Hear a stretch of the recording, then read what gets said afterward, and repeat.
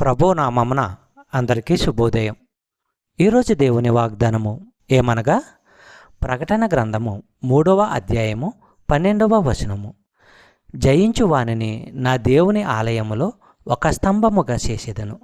అందులో నుండి వాడు ఇక మీదట ఎన్నటికిని వెలుపలికి పోడు. మరియు నా దేవుని పేరును పరలోకములో నా దేవుని యొద్ద నుండి దిగివచ్చుచున్న నూతనమైన యెరూషలేమును, నా దేవుని పట్టణపు పేరును, నా క్రొత్త పేరును వాని మీద వ్రాసేదను.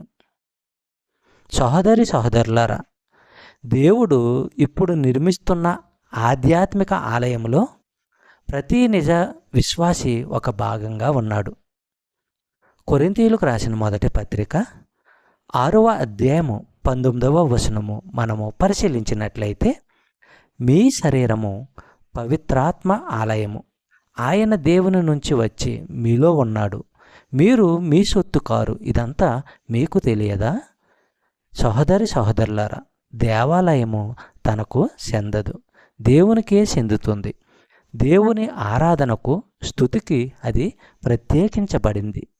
ఒక విశ్వాసికి తన శరీరము తన సొంతమైనట్టు దాన్ని ఉపయోగించే హక్కు లేదు. క్రీస్తులో విశ్వాసులకున్న స్వేచ్ఛకు ఇది స్పష్టమైన నిర్బంధము. తమలో నివసించే దేవుని ఆత్మకు ఆనందము, ఘనత కలిగించే పనులే వారు చెయ్యాలి. చెప్పబడిన వాగ్దానము దేవుడు దీవించి ఆశీర్వదించునుగాక. ఆమేన్.